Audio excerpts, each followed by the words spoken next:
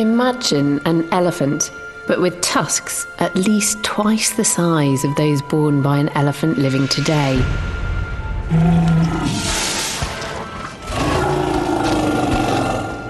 Imagine an elephant but covered in a thick, shaggy coat of hair, some of those hairs over 1 metre in length.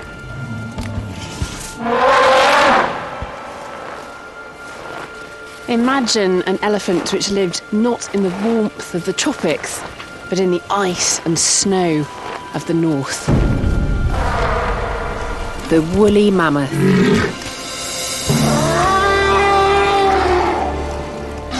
These majestic titans ruled Europe and Asia long before our own ancestors fell under their spell. Extinct for thousands of years, they are iconic, yet mysterious. Climate change means that the frozen north is melting faster than ever before. Prehistoric carcasses are emerging, and from them we can unlock the secrets of these long-lost beasts. Using the latest technology, we can now answer questions about the mammoth, which have long puzzled scientists. This is, in essence, virtual time travel. That's starting to sound a little bit like Jurassic Park. We're able to trace their evolution, revealing their adaptations to one of the harshest places on the planet. This is amazing! And with every new find, we take a step closer to answering the biggest question of all. Why did these magnificent animals suddenly go extinct? I want to show you. Oh, fantastic. Oh, that's brilliant. I want to share with you.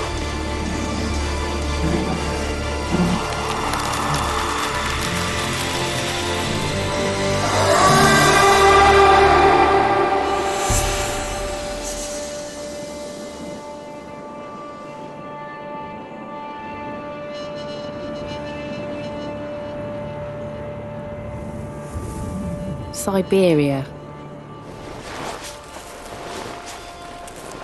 Here the temperature hovers around -40 for months on end. Few animals can survive here.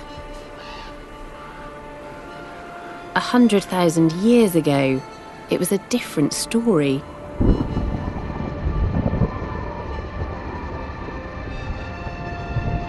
This giant swathe of Eurasia was home to vast herds of woolly mammoths. Perfectly adapted to the extremes of the Arctic, a tiny population survived on a remote island until about 4,000 years ago. But on mainland Siberia, they mysteriously died out at the end of the last ice age. But we're left with a treasure trove of their remains, locked in Siberia's layer of frozen ground. The permafrost.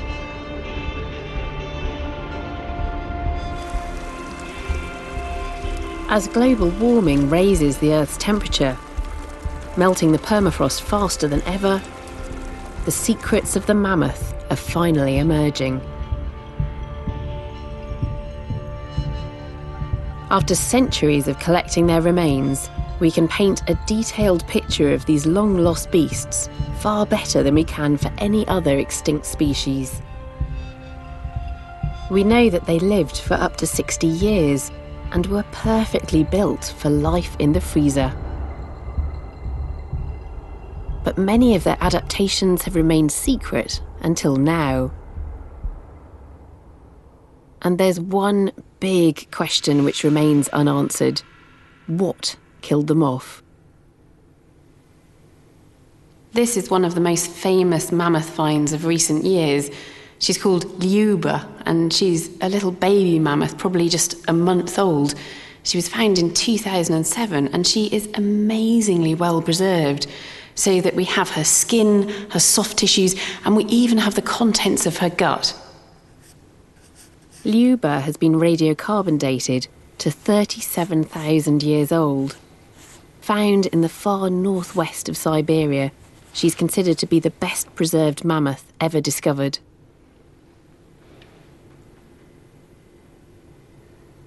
It's wonderful to get so close to this little baby mammoth and see how beautifully preserved she is. You can see the texture of the skin. You can see individual hair follicles there. And there's even some fur preserved, some little patches of it. And then on the surface of the skin as well, there are these peculiar blue discs, which are part of a fungal infestation that happened after she died, part of the burial environment that she was in.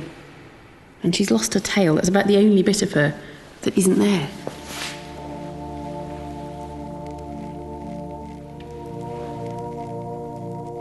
It's thought that Luba died in a bog where she was first pickled by natural chemicals and then quickly frozen. Large specimens, like fully grown mammoths, usually deteriorate before this occurs. In fact, any type of frozen carcass is incredibly rare. Luba's one of a mere handful of frozen specimens ever discovered. Isn't it peculiar to think that humans saw these alive? I think that's quite a strange thought, to know that there were people living here in Siberia during the peak of the last ice age, and these animals would have been in their environment. They would have been very familiar to them, just as people living in Africa and southern Asia share their landscape with elephants.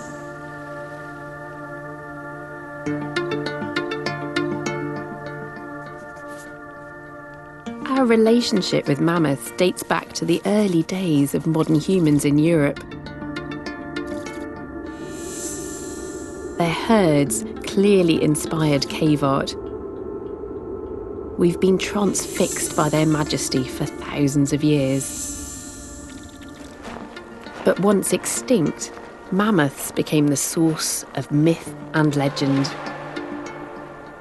Their huge bones were thought by some to belong to a long-lost race of giants. Others believed they belonged to a bizarre subterranean mole-like creature that died when it came to the surface.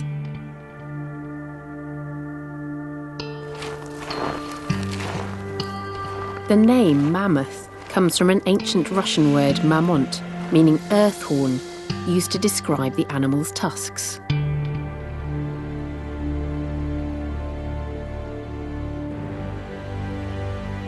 But it wasn't until 1728 that British scientist Sir Hans Sloane spotted the similarities between Siberian remains and a group of modern specimens that it was eventually realised that mammoths were a type of elephant. Major differences were obvious in the mammoth remains. Huge tusks, increased musculature to carry the tusks, a shoulder hump. The big question was how and why such an animal came to live in the extremes of the Northern Hemisphere.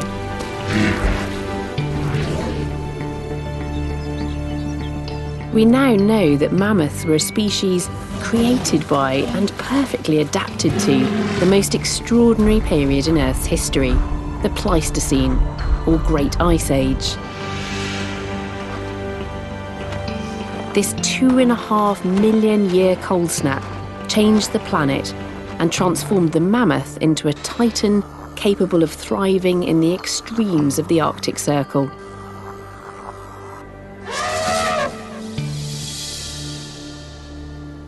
That change occurred in a blink of evolutionary time and was driven by a perfect storm of exceptional events on a planetary scale. For millions of years, Antarctica had been drifting southwards to its current position, sending the southern hemisphere into a deep freeze. And South America was charging northwards. It crashed into North America, and this altered the ocean currents and gave birth to the Gulf Stream. And the knock-on effect of that was increased precipitation in the northern hemisphere, which in lower latitudes fell as rain, and in the north as snow.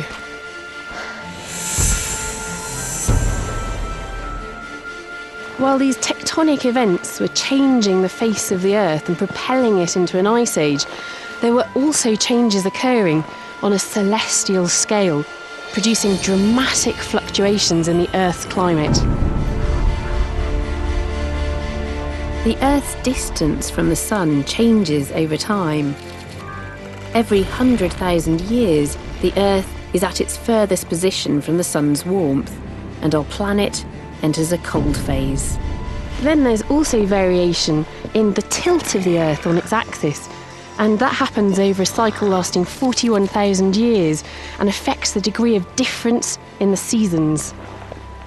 Finally, the Earth also wobbles on its axis on a cycle lasting about 23,000 years. When all those planetary factors coincide, winter takes over, with ice sheets covering 40% of the northern hemisphere. To glimpse the extreme conditions that mammoths faced, I'm visiting a remnant of one of those immense ice sheets. This wall of ice marks a point 2/3 of the way up the Athabasca Glacier, which is about 4 miles in length and feeds off the huge Columbia ice field in Western Canada. But even that would have been dwarfed by the huge ice sheets of the Pleistocene. In places, the ice would reach up to 13,000 feet thick.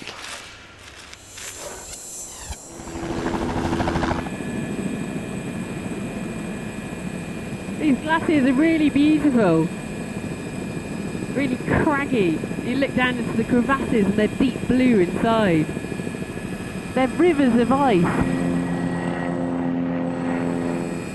It's incredible to think that most of that would have been under ice, with just perhaps the peaks of the highest mountains popping out above the ice sheet.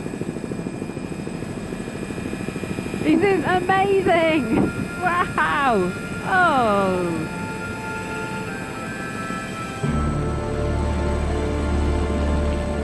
The ice sheets locked in so much water that they created cloudless blue skies. At latitudes below the ice, this provided perfect growing conditions for shrubs and grasses, creating a vast grassland known as the Mammoth Steppe. The steppe proved to be a massive untapped food supply for any animal able to adapt to eating its plants. This newly available niche drove the mammoths to evolve from their origins in the warmth of the southern hemisphere.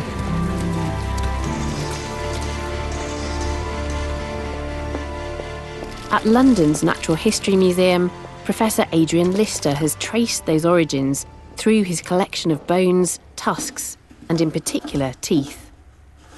What we've got here is a lower jaw or mandible of a very early mammoth. So here's the jawbone, and this is a kind of molar tooth that is adapted for eating plant matter, as all elephants and mammoths do. And by counting the number of enamel ridges in this tooth, this one's got about 10, we get an idea of what kind of plant food these animals ate. This one would suggest that this creature was eating the leaves of trees and shrubs, quite soft vegetation. Teeth like this show that mammoths shared a common ancestor with living elephants about 6 million years ago. Over the next 3 million years, mammoths separated into different species as they moved north from their southern African origins.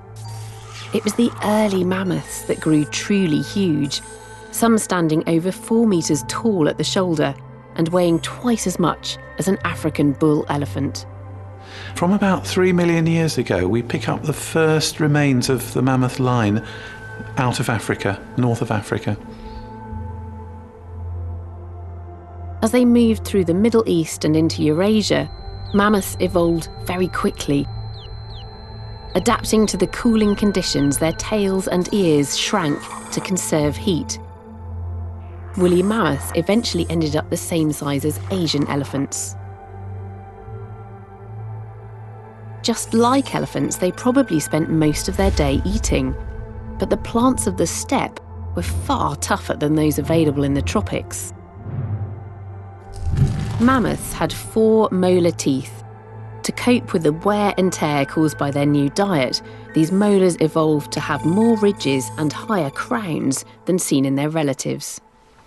And so we have fossils like this molar from Siberia, and that is just about as far as it got. That's the limit. So you can see that there's about 26 of these enamel ridges. They're very closely packed. This is an almost 100% grass eater, which is a late Pleistocene woolly mammoth. This is from the last ice age.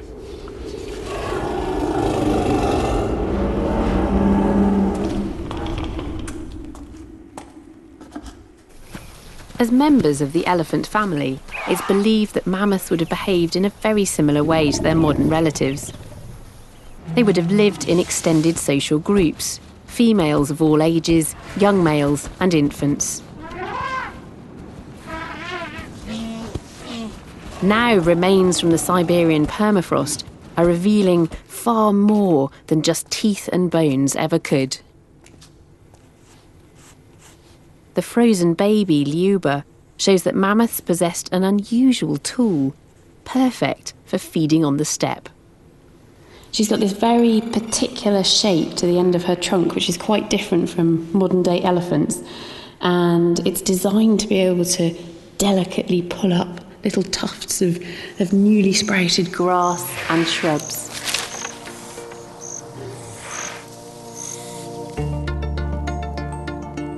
Because Lyuba is so well preserved, new scientific techniques have enabled us to examine her internal organs, revealing startling adaptations to the extremes of the Ice Age. Recent CT scans show her kidneys are far larger than you'd expect in an animal of her size. This type of oversized kidney is also seen in desert-adapted camels, suggesting that mammoth's internal structure was also changing to cope with the dry conditions of the mammoth steppe, where there was plenty of food but little water.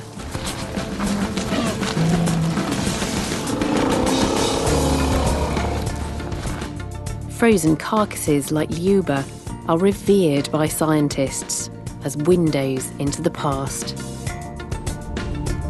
She was found on the banks of the Urabai River on Siberia's Yamal Peninsula.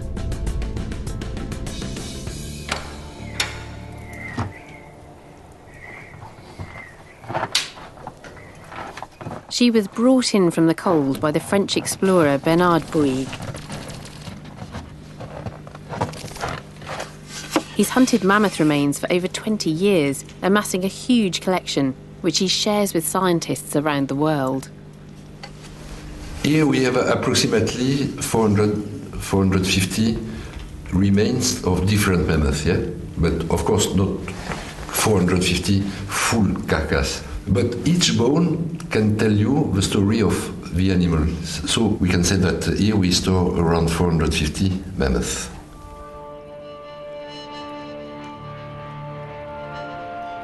Bernard works closely with a large network of indigenous Arctic people. They contact him when they stumble upon mammoth remains. He now gets more calls than ever as the permafrost is melting at an unprecedented rate, exposing potential new finds.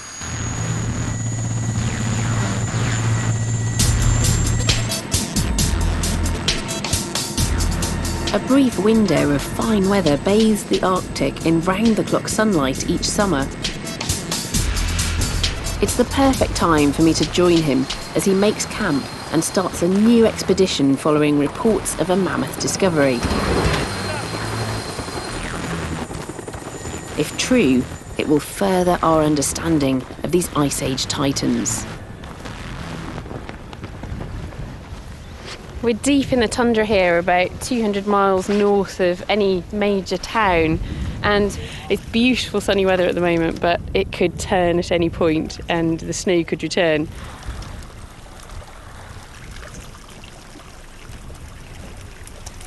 This is such a dynamic time.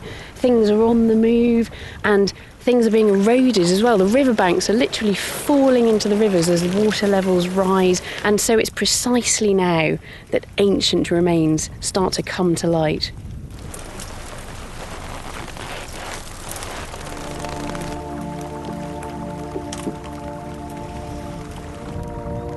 Bernard's a member of the International Mammoth Committee, a team which includes paleontologists, geophysicists with ground-penetrating radar, and even an ex-KGB officer.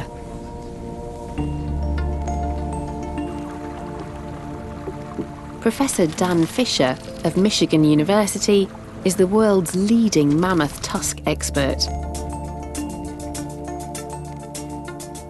He visits the Arctic each year, and through analysing hundreds of tusks, he's developed an unrivaled understanding of the mammoth populations that once roamed here.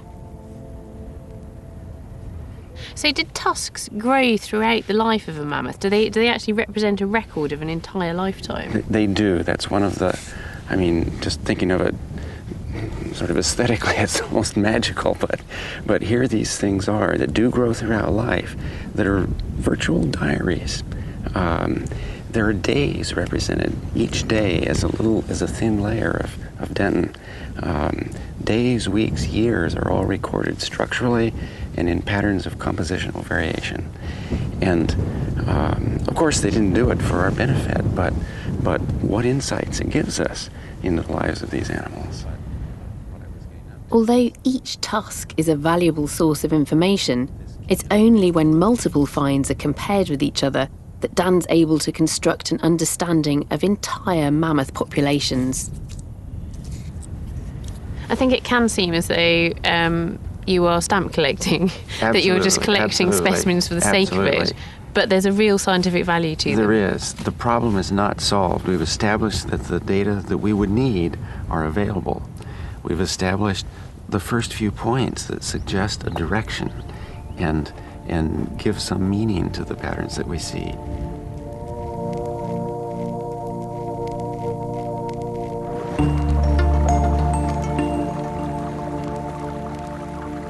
Understanding mammoths takes more than museum work and textbooks. It requires teams like the International Mammoth Committee to venture into the wilderness, working with locals and hunting for specimens, at times chasing nothing more than rumours. Bernard's just been on a reconnaissance mission, so hopefully he should be able to corroborate whether there is in fact a mammoth around here or whether it's all wild tales.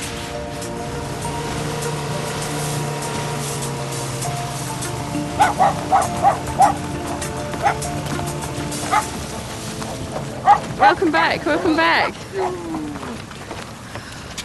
So, Bernard, how did it go? Difficult to say. You know how fast the things are changing. Yeah. Yeah. So some days ago it was under ice, and today and tomorrow I don't know. We'll see what will happen. Have you been able to speak to anybody that's actually seen it? No, because it's a little bit secret. Yeah, you know, right. the one who knows about the mammoth don't tell to anybody, and we'll speak about that. But I see that you are very impatient, and I'm excited to get there and have a look. I'm also.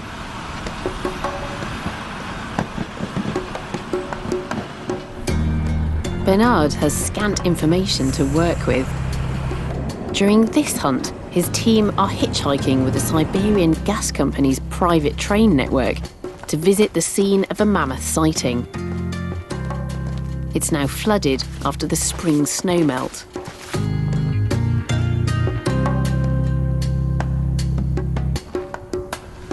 The location is quite big, yeah? It is a large lake. And do you think the mammoth is where in relation to the lake then? Because it's a big lake. It's difficult to know. It can be in the middle of a lake, it can be on this side. I hope it's not in the middle of the lake. Yeah, it can be.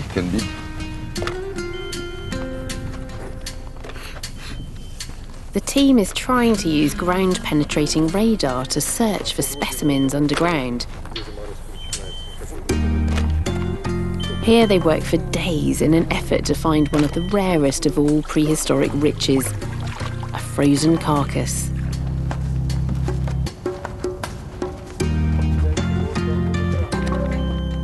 Looking for ancient mammoth remains is unpredictable. It's a science, but an inexact science. This hunt concludes with a negative result.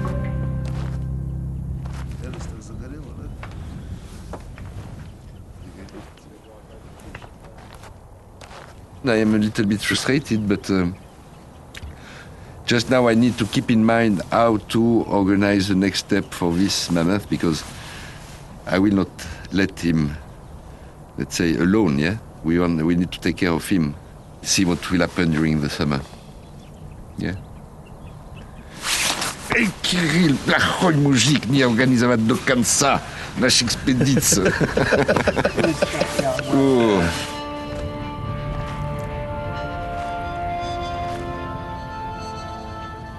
Each new specimen has the potential to deepen our understanding of mammoths.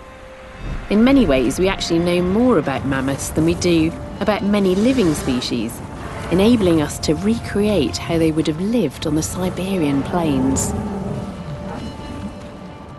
Much of that understanding has come from the recent advances in analysing mammoth tusks.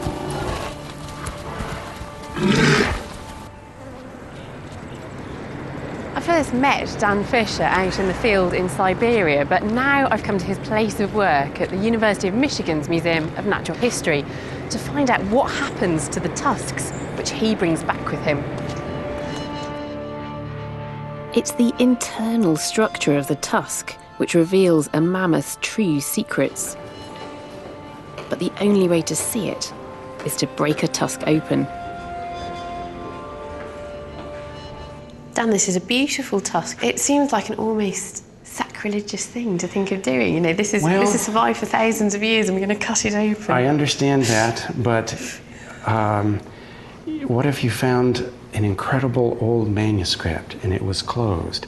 Would it be sacrilegious to open it and read it? Yeah. Would it be sacrilegious to learn from it? Yes, in some sense we are, you could say, violating the tusk, but in another sense, it's really capturing the story it has to tell. Which tooth is it that forms the tusk? The tusks of elephants and their relatives are modified second incisors, so not our middle ones, but just lateral to that. The lateral incisors? Right. And can you tell if it's a left or a right? Yes, this is a right tusk based on the geometry of curvature is such that it's characteristic of what we see on the right side of mammoths' faces. Yeah. So a right tusk. And do you know how old this animal might have been at the time of death? This was probably about, say, a 15-year-old. That's a ballpark guess right now. We'll find out after we cut the tusk. Yeah, so teenage mammoth. Right. Dan needs a clean cut, so he builds a bespoke cradle for each tusk before slicing it open.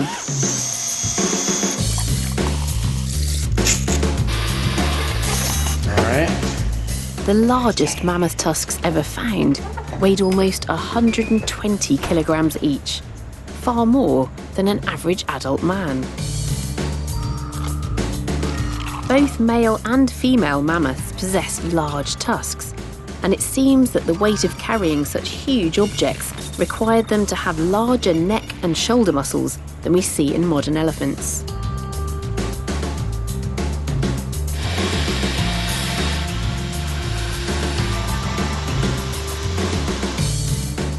The surface of tusks show microscopic scratches, possibly caused when mammoths used them to clear ice and snow while foraging for food.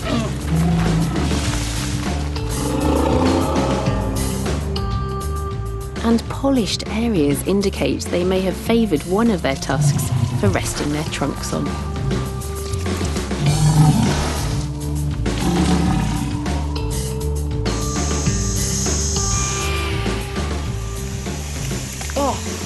Well, we've done it. Now we've just got to open it up. Oh. The moment we've waited for. Can I do this, Tom? Yes, you certainly may. So just lift up in a way. Look at that. That's beautiful. It's gorgeous. So I can see a darker streak and a paler one and a darker one. So is that a year in this animal's life? That would be a year's, yes. The dark portions basically are winter. And so the light and dark together would make 1 year, and the next light and dark together the next year. So this is a record of an ancient winter. Right.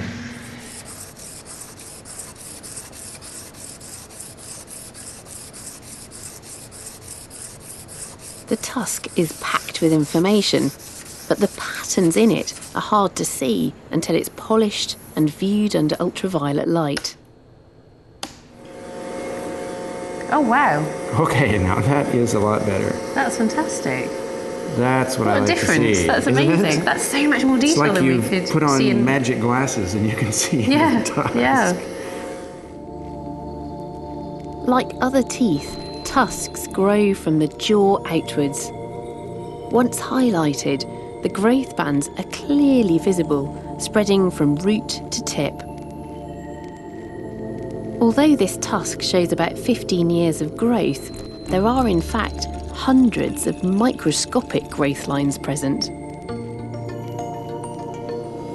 We're seeing some really beautiful fine lines here. Yes. So we can see successive winters and summers, Yes. winters and summers, Right. winters. Now, in fact, the direction of time, though, is outside in. So the years, it's opposite of trees, is the way to think of it. In a tree, you would think time goes this way, but in a tusk, time goes this way. And it is like looking at tree rings. You know, It we have is. these kind of yeah. annual cycles and tree Yeah. rings as well. Except that tusks have weeks and days, which trees don't have. That's fantastic. This is just incredible and very, very beautiful as well. Under this ultraviolet light, we can see this detail within the tusk that is a thing of great beauty, but underneath that beauty, inside that beauty, is this information about this mammoth's life. Drilling out tiny amounts of ivory from daily growth lines allows Dan's team to analyse chemical isotopes laid down on that day, painting a prehistoric picture of the animal's life with a level of detail that's not possible for any other extinct species. Oxygen isotopes from the water it drank reveal where the mammoth roamed throughout its life. Nitrogen isotopes reveal where a mammoth was getting its protein from. We can even pinpoint exactly when an infant was weaned from its mother's milk.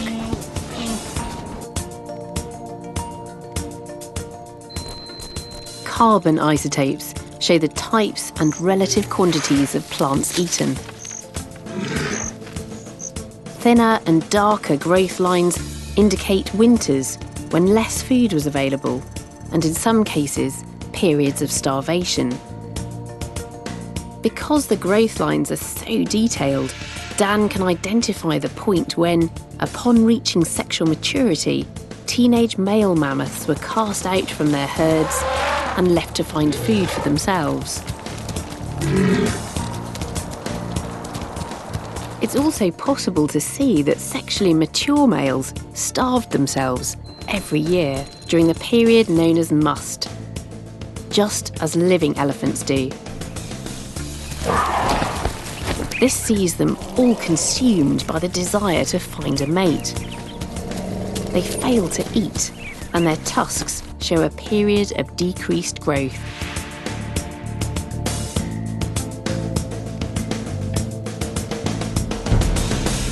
The tusks also bear witness to traumatic events, including the most spectacular of all sights, a battle between males competing for mating rights.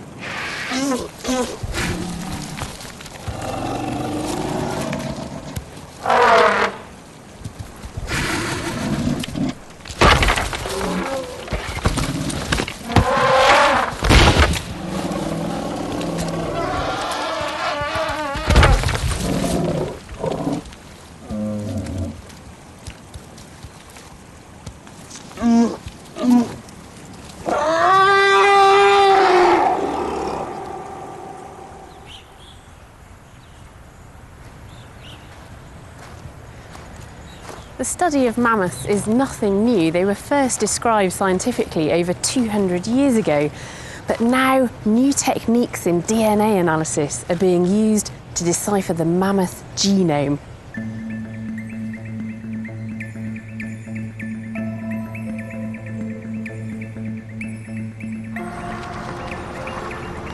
Here at America's Penn State University, geneticist Stefan Schuster runs a team of DNA specialists who are using cutting-edge 21st century technology to analyse mammoth DNA. Their results are pushing our understanding of mammoths far beyond what was previously possible.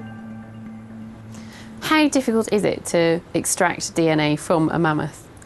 It's quite difficult because there's only tiny amounts of DNA left.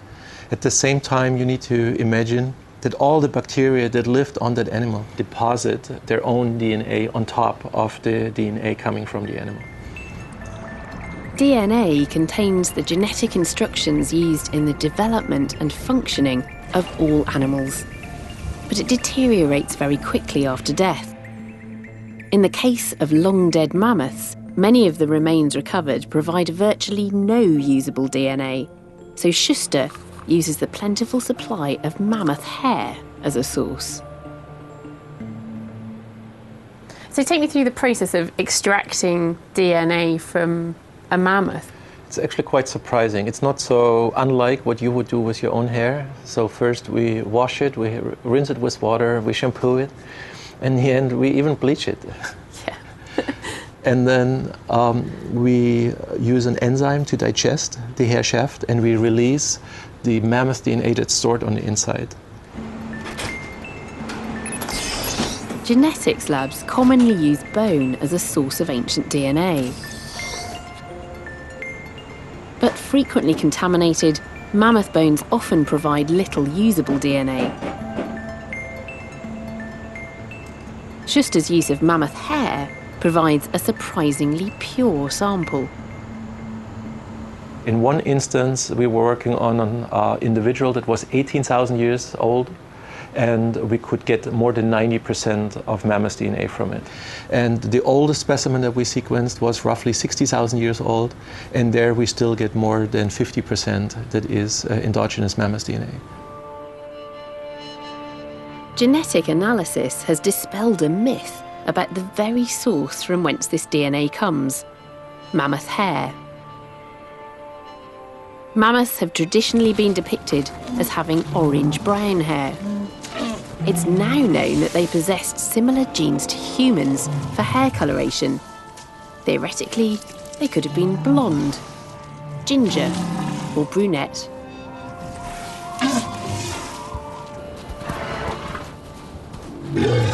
Whatever the colour, the quality of the coat was crucial.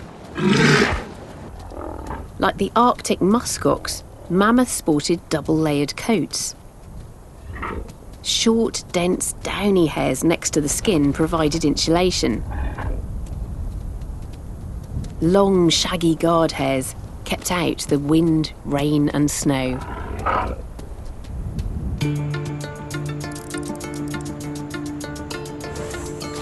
Thick hair is an obvious cold weather adaptation. But now advances in genetic studies provide us with detailed insights into molecular level adaptations, allowing mammoths to cope with the extremes of the Ice Age. Dr. Kevin Campbell of Manitoba University in Canada investigates how their blood evolved to cope with the freezing conditions. What I'm really interested in is the protein hemoglobin, the primary component of the blood. This protein is really the interface between the atmosphere and the cell. You know, it's that transporter protein of all the oxygen in the body.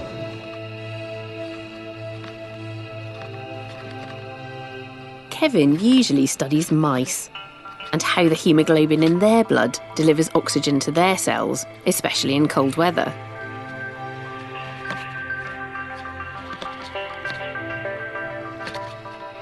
But his childhood obsession with mammoths prompted him to try to see if he could figure out how well the hemoglobin in mammoth blood worked in the extreme cold of the Ice Age. However, blood dries up and decomposes quickly, so no mammoth hemoglobin has survived in any of the specimens discovered so far. But because Kevin had the mammoth instruction manual in the form of their decoded DNA, he was able to compare their code for making hemoglobin with that of their close relatives, modern elephants. There were only 4 differences between the codes. This enabled Kevin to use host bacteria to produce his very own protein based on modified elephant DNA. And effectively, we turned it into mammoth DNA, functional mammoth DNA. A functional protein that has been extinct for thousands of years. For thousands of years. A functional protein that hasn't existed in any animal for thousands of years. That's amazing. It's starting to sound a little bit like Jurassic Park. And it's not even just functional, it's authentic. This is, in essence, virtual time travel. The end product is precisely the same. Had I gone back in time and taken a blood sample, it is absolutely authentic. That's absolutely remarkable. And once you've got the mammoth hemoglobin, then you can test it. You can see how it does. You can look at how it picks up oxygen and how it lets go of it. Precisely the same way as I would take it from your blood. In most animals, hemoglobin's ability to deliver oxygen to body tissues decreases at low temperatures. To see if mammoth blood had any special adaptations to the cold, Kevin tested the hemoglobin he'd created across a range of temperatures. And sure enough, when we looked at the hemoglobin of the mammoth versus that of the living animals, at normal body temperature, around 37 degrees Celsius, their properties were the same. It had the same ability to pick up oxygen and offload oxygen. But what about at low temperatures then? Yeah, so as temperatures went down, the abilities diverged. So as temperature got lower and lower, mammoth hemoglobin, we found, was more able to offload oxygen than that of the Asian elephant, and far better than that of humans. It is incredible to be able to take ancient DNA and to resurrect a protein from the past, a protein which hasn't existed in a living animal for thousands of years. And once we have this protein, we can look at how it behaves. Mammoth hemoglobin can deliver oxygen at very low temperatures, meaning that mammoths could let their legs, their extremities, get cold. And they could then hold on to their body heat and conserve energy through the long, cold winters of the Ice Age. It was crucial to survival.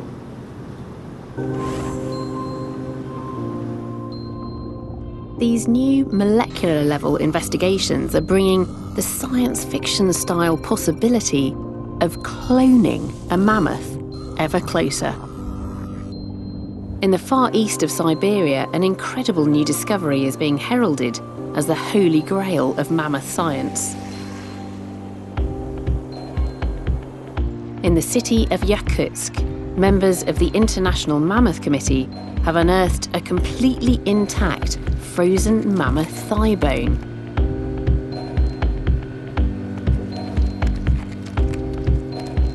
Although thousands of years old, it's one of the best preserved bone specimens retrieved from the permafrost. So perfectly frozen that it contains pure mammoth bone marrow. This could be the best source ever of fully intact mammoth cells with undamaged DNA.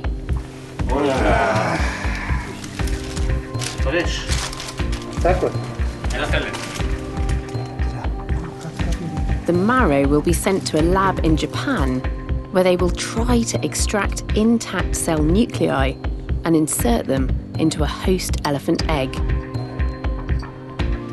If successful, scientists there predict that they will be able to clone a mammoth by using a female elephant as a surrogate mother within 5 years.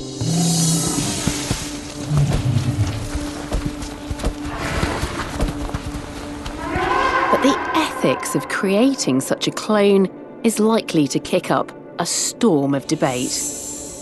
Should scientists even be attempting to resurrect an extinct species?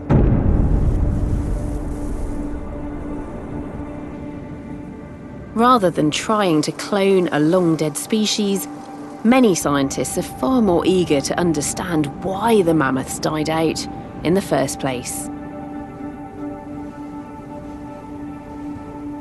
Their extinction coincided with the warming climate at the end of the Ice Age. The environment they'd perfectly adapted to was changing. The blue skies that created the steppe grew heavy with cloud. Rain returned to the north. Dry grassland was replaced with wet tundra plants and forests. The mammoth's favoured food supply was dwindling.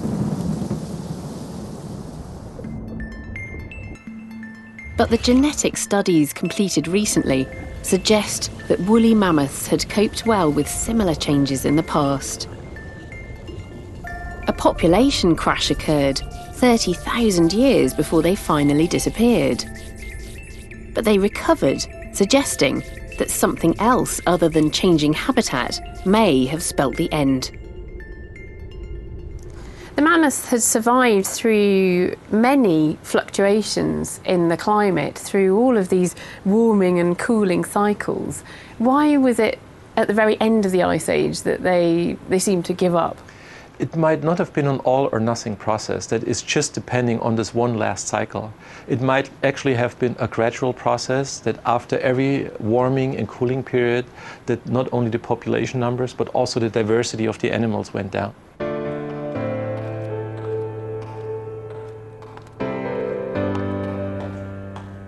Professor Dan Fisher thinks he might now have the answer.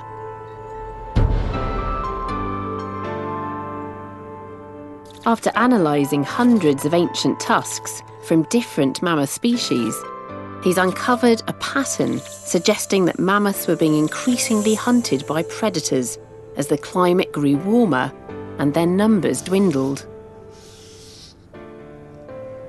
So you've obviously seen changes in Yes. lots of tusks that you think are evidence of predation pressure. So what are those changes? What was going on in these mammoth populations? The changes that we see that seem best explained by increases in predation pressure are things like maturation at a younger age, calving intervals or intervals between calves and females that are, if anything, shorter. In other words, these are changes that are reasonable responses to a changing balance of risks between survival and reproduction. It's better if there's more predation going on to reproduce a little bit earlier, even if it's smaller body size, and to have a few more calves, even if there's less investment in individual calves. It's a better bet, so to speak, in the long run to have that kind of a life history in a regime of higher incidence of predation. So I think the evidence is that human hunting was an extremely important aspect of what drove the extinction. If Dan Fisher is right, it's a huge step forward in explaining mammoths' extinction. He's sure mammoths were maturing fast and having babies early towards the end of the Ice Age, a classic sign that they were being hunted. But in Siberia, the evidence that that predation was by man is scarce.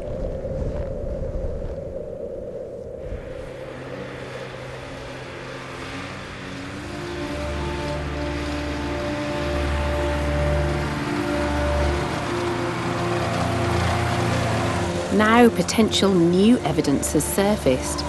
Dan's colleague, mammoth hunter Bernard Bouygues, thinks he might have made a new discovery which could support the idea that humans hunted mammoths to extinction.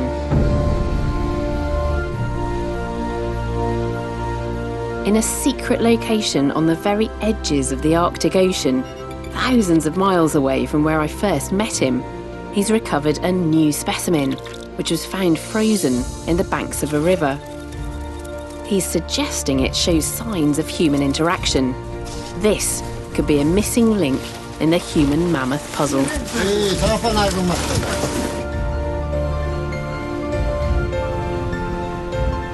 I seized the chance to witness such a find and fly back to Siberia to meet Bernard, who's transporting the mammoth across the frozen tundra.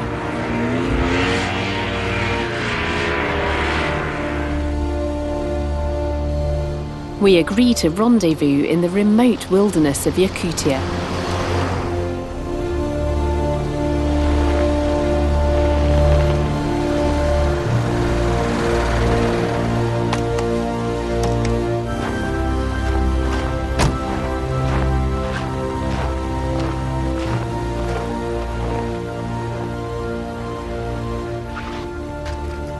Well, this is it. This is the rendezvous point. And I know they're on their way. I can't hear anything yet, though. But it is incredibly cold. I hope it's worth it. They're bringing this mammoth in. They're going to eventually take it to Yakutsk and we'll be able to have a look at it there. And hopefully it will be another piece of the puzzle. It will add to our understanding of these ancient creatures that once roamed around this landscape.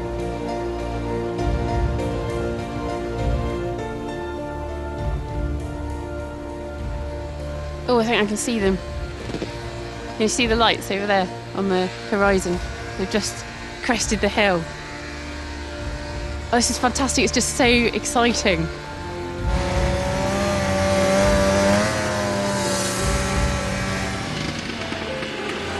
Bernard! Oh my God! You've done it! Yeah. Oh my goodness. And where's the mammoth? The mammoth is lying like this, yeah? He's on the back. Yeah. And the four legs up. And it's a young mammoth. Yeah, it's smaller than I expected. Yeah. It's a wonderful specimen, you will see. I want to show you. Oh, fantastic. I want to show. Oh, that's brilliant. I want to share with you. All right, lovely.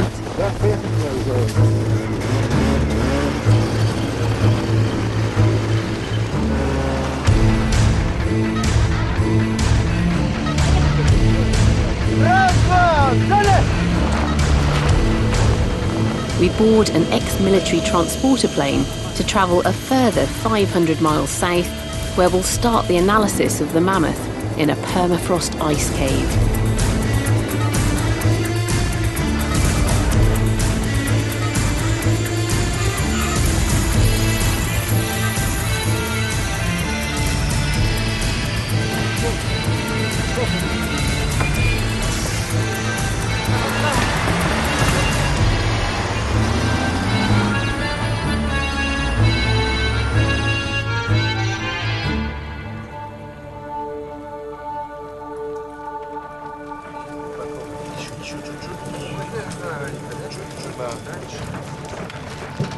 Will this frozen carcass reveal any clues to help explain the mammoth's extinction?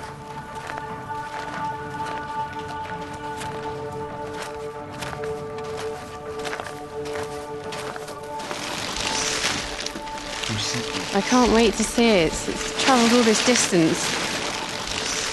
It is like unwrapping an ancient mummy. Yeah. It is an ancient mummy. It's an ancient mummy, sure. The trunk. It's the trunk. Yeah. Beautiful. Oh my goodness. It's Oh my goodness, that's amazing. Yeah, this blonde hair, yeah? That fur's really long.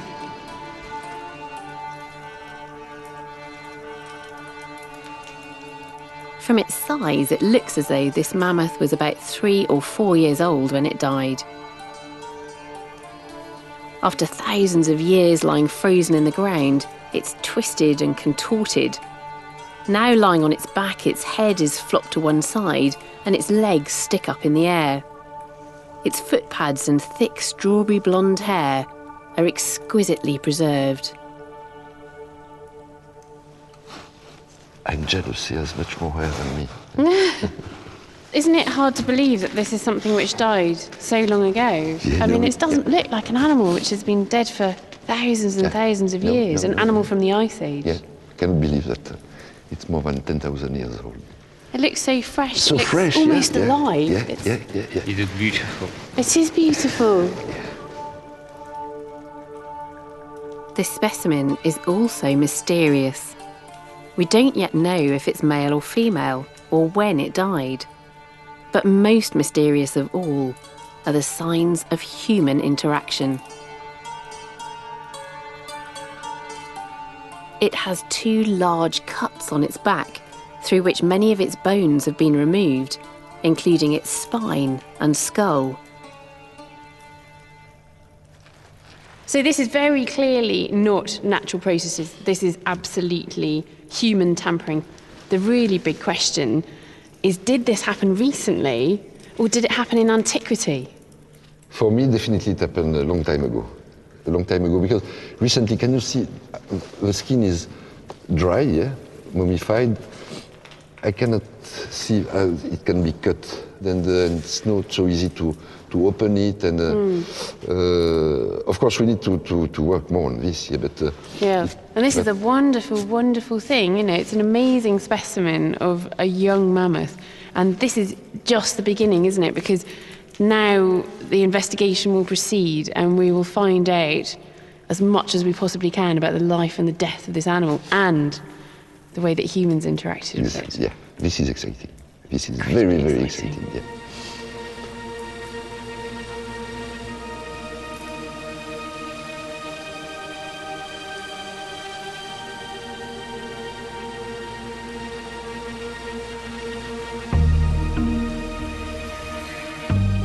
It's actually very difficult to see anything with the mammoth in this frozen state. The scientists are going to have to defrost it to get to the bottom of this story. How exciting, though, if they do find out that this mammoth was tampered with by ancient people. If it was interfered with in the deep past, this would be an incredibly important specimen showing interaction between ancient humans and woolly mammoths. People usually kill animals for food, but this specimen hasn't been butchered, and although now dried out, most of the meat is untouched.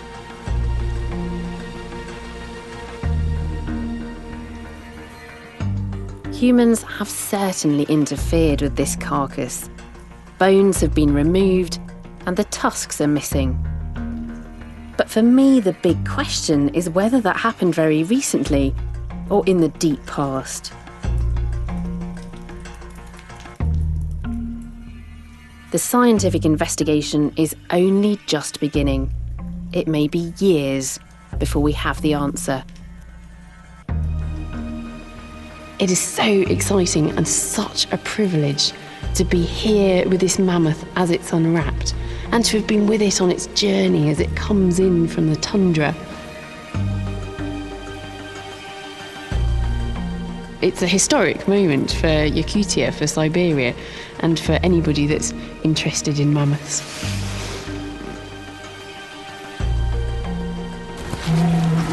Iconic and majestic, mammoths were once a mystery. Now we understand them better, we still revere them.